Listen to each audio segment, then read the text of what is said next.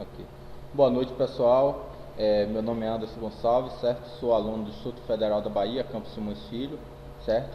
Aqui pela matéria de resistência de projetos, certo? O professor orientador Alex Anderson, certo? Nós vamos estar falando aqui um pouco sobre tensão de cisalhamento, certo? Então, tensão, primeiro a gente tem que saber o que é tensão, né? Tensão que nos referimos ao estudar a resistência dos materiais é a tensão mecânica, né? Que se refere à distribuição de forças por unidade de área em torno de um ponto, dentro de um corpo material. A tensão aqui citada é uma medida da intensidade das forças internas agindo entre as partículas de uma seção transversal no interior de um corpo. Estas forças surgem em relação às forças externas aplicadas ao corpo. Como tensão é definida por força sobre área, possui a mesma unidade de medida, SI, que é pressão, ou seja, Pascal, né? Vamos falar um pouco agora sobre cisalhamento, né? Propriamente dito. É um fenômeno de deformação, né? Ao qual o corpo está sujeito quando as forças que sobre ele agem provocam um deslocamento em planos diferentes, mantendo o volume constante. Ok? Na imagem aqui ilustra bem isso, que é uma força que está nesse sentido, a força F1 que está aqui para baixo e a força F2 que está para cima, certo? Ela está atuando no sentido contrário à outra, onde o que vai acontecer aqui é o corte dessa peça por cisalhamento, ok? E aqui nós podemos ver, certo? Que há dois tipos de cisalhamento, pessoal. É o cisalhamento simples, certo? Que é o cisalhamento onde há apenas, no caso da mecânica aqui, duas peças, certo? Duas peças, uma unida à outra por meio de um pino, onde uma está sendo puxada para um lado e a outra para o outro, certo? Causando cisalhamento nesse parafuso aqui. E temos o cisalhamento duplo, né? Que é onde há aqui três chapas, no caso, certo? Duas em um sentido e uma outra em outro sentido, ok? Beleza, pessoal? Então vamos ver aqui o que é tensão de cisalhamento, né? Tensão de cisalhamento ou tensão tangencial é um tipo de tensão gerada por forças aplicadas em sentidos opostos, porém em direções semelhantes no material analisado. Neste caso, surgem forças internas atuando na seção T, chamada forças cortantes.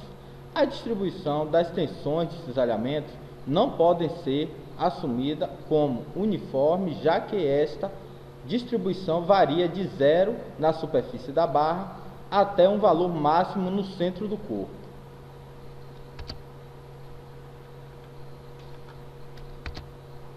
Então, corte de materiais por cisalhamento, né? Então, podemos realizar corte por cisalhamento colocando uma chapa ou material a ser cortado entre duas facas de corte. A faca interior é fixa e a superior é dotada de movimento ascendente ou descendente.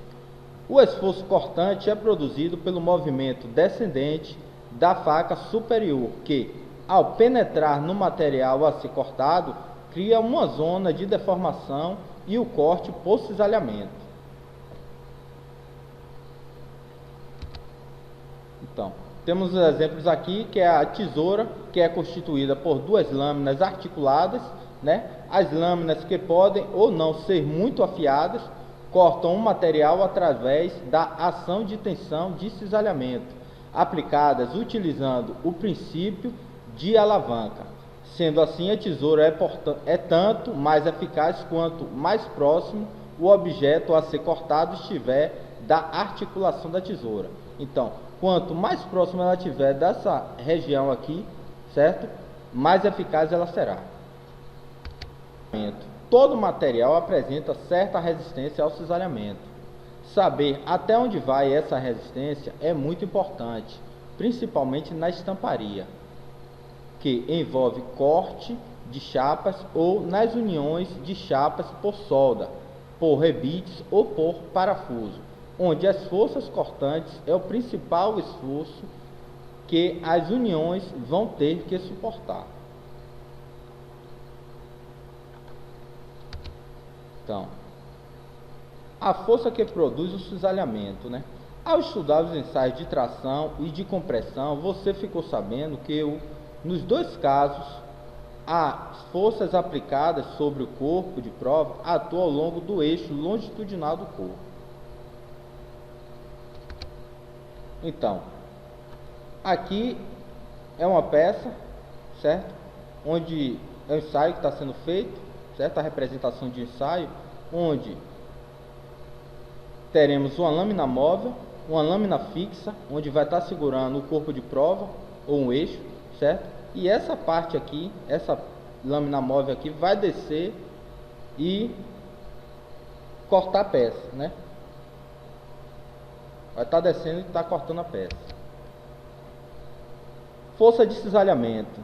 Esta força cortante é aplicada no plano de seção transversal, plano de tensão, provoca o cisalhamento. Como resposta ao esforço cortante, o material desenvolve em cada um dos pontos de sua seção transversal uma reação chamada resistência ao cisalhamento. A resistência de um material ao cisalhamento dentro de uma determinada situação de uso pode ser determinada por meio do ensaio de cisalhamento. Então, pessoal, só voltando aqui, ó, através desse ensaio aqui é o que vai dizer quanto esse material suporta, quanto ele suporta de força, certo? Então, ensaio em chapas, né? No caso dos ensaios em chapas, emprega-se um estampo para corte. Nesse ensaio, normalmente determina-se somente a tensão de cisalhamento, isso é, o valor da força que provoca a ruptura da seção transversal do corpo do ensaio. Ok? Aqui nós temos mais um exemplo do cisalhamento simples, certo? Temos aqui duas chapas, certo? E temos um rebite aqui que está prendendo essas duas chapas. Um rebite com diâmetro de 20 milímetros, certo? E aqui ele está me dizendo que está sofrendo uma força de 29.400 newtons, certo? Então aqui você pode ver pela seta que está dizendo que uma das chapas está sofrendo um esforço desse lado e outro fazendo a força desse outro lado. Ok, pessoal? É isso aí, só. Muito obrigado pela atenção aí. Uma boa noite a todos. Valeu!